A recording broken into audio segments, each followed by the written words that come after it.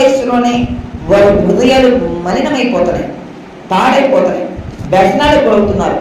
ఎందుకు ఎలా వ్యసనాలకు గురవుతున్నారంటే పిల్లలతో తప్పు కాదు, నేను చెప్తా కదా, పిల్లలది ఎంత మాత్రము తప్పు కాదు, 100% కూడా ఇంట్లో తల్లిదండ్రులు తప్పారు. ఇంట్లో తల్లిదండ్రుల యొక్క తప్పు. పిల్లల ముందు ఏం మాట్లాడాలి, పిల్లల ముందు ఎలా ఉండాలి, పిల్లల ముందు ఎలా నడుచుకోవాలి, ఈ తెలియట్లే తల్లిదండ్రులకి.